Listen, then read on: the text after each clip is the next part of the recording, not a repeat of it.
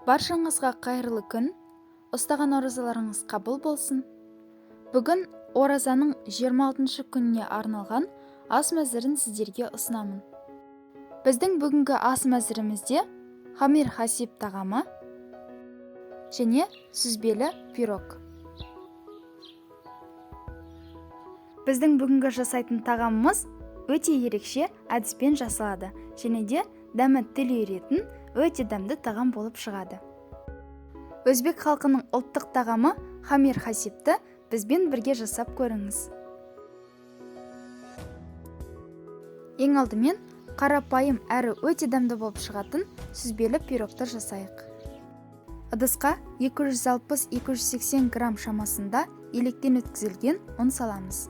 1 шай қасықтың ұшында ас содасы мен 1 шай қасық қант салып араластырамыз. Мұздатқыштан шыққан 180 грамм сармайды үткіштен өткізіп, онымен бірге араластырамыз. Сармайды барынша үткіштен тезірек өткізуге тырысыңыз, себебі сармай қолыңызда еріп кетуі мүмкін.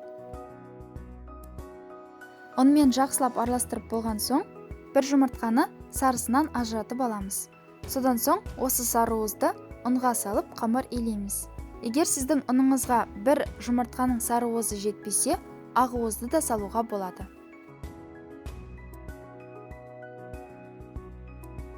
Бұл қамырды көп илеудің қажеті жоқ, тек аздап қана біріксе болғаны. Дайын болған қамырды қапшыққа салып, тоңазытқышқа салып қоямыз. 350 грамм сүзбені блендердің көмегімен осылай араластырып аламыз. Содан соң 100 грамм қант салып, біздің сүзбеміз біркелкі болғанша тағы да араластырамыз. Сүзбе осындай қаймақ сияқты болып тұруы керек. Жарты шай қасық ванилин, 1 жұмыртқа және 1 жұмыртқаның ақуызын салып араластырамыз. Егер сіз қамырға жұмыртқаның ақуызын да салып илеген болсаңыз, сүзбеге 2 бүтін жұмыртқаны саласыз. Диаметрі 23 сантиметрлік қалыпқа пергамент қағазын төсеп, аздап ұн себіп, дайындап қойған қамырымызды салып осылай жайып шығамыз.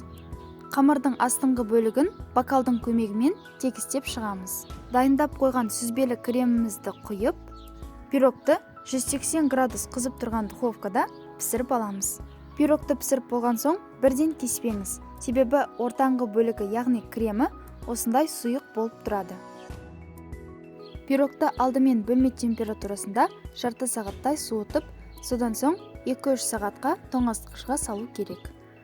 Ал енді тағамымызды жасайық. Тағамға қажетті заттарды видеоның астында описанияға қалдырамын. Ең алдымен хамир хасибтің қамырын жасаймыз. 250 мл суға 1 жұмыртқа, 1 шай қасық тұз салып араластырамыз. 450-500 грамм шамасында ұн салып қамыр илейміз. Ұнды салып жатқанда аз-аздан салыңыз. Орташа жұмсақтықта қамыр болуы керек. Дайын болған қамырды қапшыққа салып 15 минут шамасында тындырып қоямыз. Осы уақыт аралығында хамир хасибтің салмасын жасайық. Табаға аздап өсімдік майын құйып, алдын ала жуылып жібітілген күрішті саламыз. Содан соң күрішті жақсылап майға қуырамыз.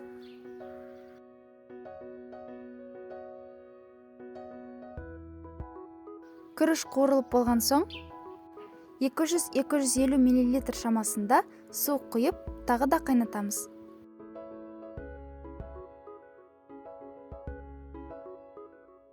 Күріштің суы тартылған соң, табаның қақпағын жауып, 10 минутқа бұқтырып қоямыз.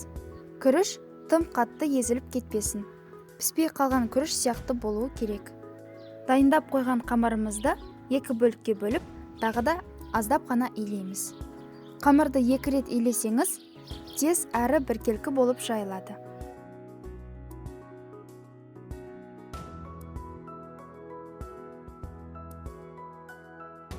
Екінші рет иленген қамырларды қапшыққа салып 5 минутқа тындырып қоямыз. Содан соң қамырларды жайып шығамыз. Хамир хасиптің салмасын жасағаным видеоға түспей қалыпты. Сонда да оны ауызша айта кетейін. 500 грамм тартылған ет, 3 дана ұсақтап туралған пияз, 100 грамм жартылай пісірілген күріш, 3 ас қасық өсімдік майы, 1 шай қасық тұз және жарты шай қасық зіре. Осы айтылған барлық ингредиенттерді жақсылап араластырамыз. Осылайша біздің салмамыз да дайын. Егер сіздің тартылған етіңіз майлы болса, 3 ас қасық өсімдік майын қосудың қажеті жоқ. Және де бұл тағамға басқа да дәмдеуіштерді, ас көкті қосуға болады.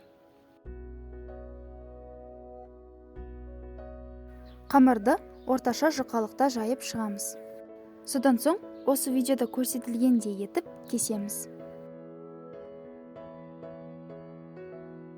Егер дәл осындай әдіспен кесетін болсаңыз, сіздің қамырларыңыз біркелкі әрі тегіс болып кесіледі.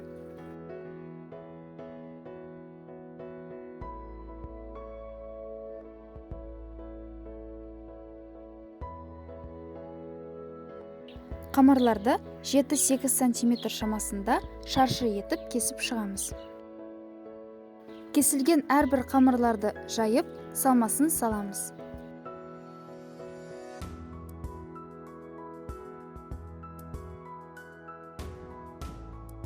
Содан соң, осы видеода көрсетілгендей етіп орап шығамыз. Қамырларды тек осылай видеода көрсетілгендей етіп орасаңыз жеткілікті. Еш жерін буып түйудің қажеті жоқ.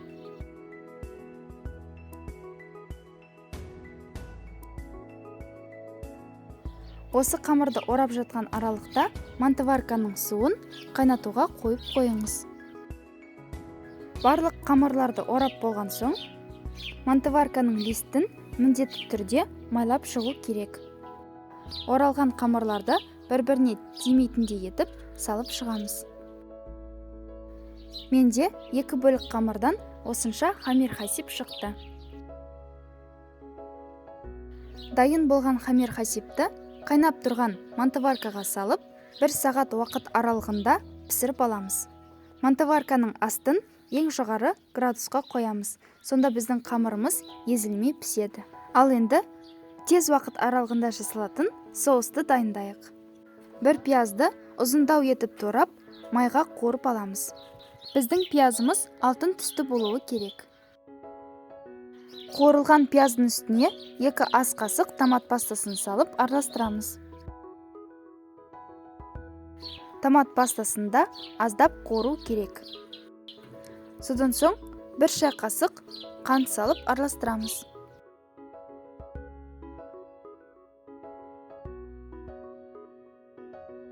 Жарты стакан қайнаған су құямыз. Тұз және де басқа да дәмдеуіштерді салсаңыз болады.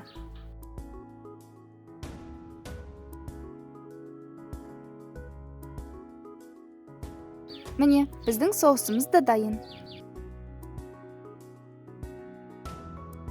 Біздің өте дәмді, ерекше хамир хасип тағамымыз да пісті. Дәл осы тағамды сіздерге де жасап көруге кеңес беремін.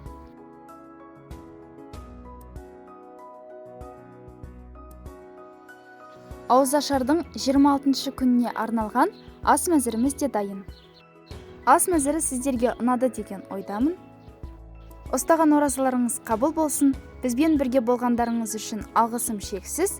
Келесі кездескенше.